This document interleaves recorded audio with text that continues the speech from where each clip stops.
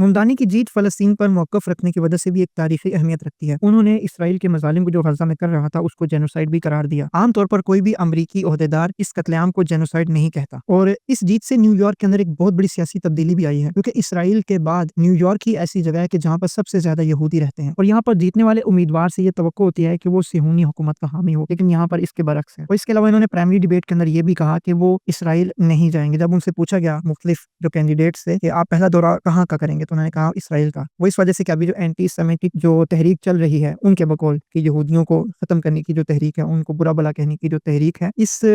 بابت اور اس بات کو مد نظر رکھتے ہوئے وہ اسرائیل کا دورہ کریں گے۔ تو انہوں نے کہا کہ میں نیو یارک کا میئر ہوں، کہ میں as a New York mayor New York کے اندر ہی رہوں گا اور یہاں کے مسائل حل کروں گا۔ ممدانی کی کامیابی نہ صرف خود امریکہ کے اوپر اثر انداز ہو رہی ہے، بلکہ دیگر ممالک کے اندر بھی جو نوجوان سیاستدان ہیں ان کے لیے ایک نیا راستہ کھل گیا ہے، اور ایک نظریاتی تبدیلی بھی سمجھی جا رہی ہے کہ جو ورکنگ کلاس کے مسائل ہیں ان کی طرف توجہ، کہ عام طور پر میئر سیاسی جو گٹھ جوڑ ہوتا تھا اس میں مبتلا ہوتے تھے اور امیروں کے ساتھ ان کے لین دین ہوتے تھے، جس کی وجہ سے ورکنگ کلاس شدید متاثر ہوتی تھی۔ لیکن زوران ممدانی نے اس ایشو کو بھی اجاگر کیا کہ وہ ورکنگ کلاس کے جو مسائل ہیں ان کو حل کریں گے، اور باقی جو جمہوریت پسند لوگ ہیں، جو جرنلسٹ ہیں، ان کا یہ کہنا ہے کہ یہ ایک امید ہے کہ جمہوریت کے اندر اتنی گنجائش ہے کہ کوئی بھی اصول پرست بندہ سامنے آ کر تبدیلی لا سکتا ہے۔ یہ تو وقت ہی بتائے گا، لیکن اکثر لوگ یہ جواز فراہم کر رہے ہیں کہ جمہوریت کے اندر یہ گنجائش ہے کہ کسی بھی نظریے کا بندہ آ کر اصول پرستی کے ساتھ اس نظام کے اندر کوئی کام کر سکتا ہے۔ ابھی کچھ جمہوریت پسند طبقہ یہ کہہ رہا ہے کہ اگر امریکہ کے اندر یہ ممکن ہے، یعنی جمہوری نظام کے اندر یہ ممکن ہے کہ اگر کوئی اصول پرست بندہ آ جاتا ہے تو وہ کام کر سکتا ہے۔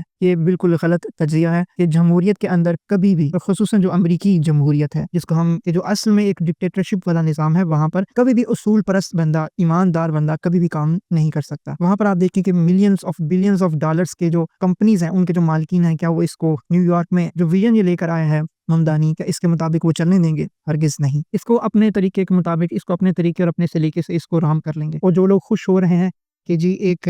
مسلم شیعہ فرد نیو یارک کا میئر بن گئے تو اس سے مسلمانوں کو، شیعوں کو کیا فائدہ ہوگا؟ کچھ بھی نہیں۔ اس سے امریکہ کی فورن پالیسی بدلنے والی نہیں ہے، اور امریکہ کا تو یہ کھل کر کہنا ہے کہ مڈل ایسٹ سے شیعوں کو ختم کرنا ہے۔ یہ باقاعدہ ان کے بیانات ہیں، آپ سن سکتے ہیں۔ اس لیے اس بات پر خوش ہونا کہ نیو یارک کا میئر ایک شیعہ مسلم بن گیا ہے، اس پر آپ کو خوشی نہیں ہونی چاہیے، بلکہ خوشی اس بات پر ہونی چاہیے کہ آپ اپنے ملک کے اندر ایک ایسا نظام لائیں جو اللہ رسول آئمہ اور قرآن کے مطابق ہو، اور اس نظام کی رہبری کرنے والا جب اس نظام کو سنبھالے تب ہمیں خوش ہونا چاہیے۔ اور آج اگر ہم دیکھیں تو آج عالم اسلام کی رہبری کرنے والا رہبر موجود ہے، اور ساری دنیا نے اس کی رہبری، اس کی شجاعت، اس کی دلیری، اس کی بصیرت کا اقرار بھی کیا ہے، سوائے مسلمانوں کے۔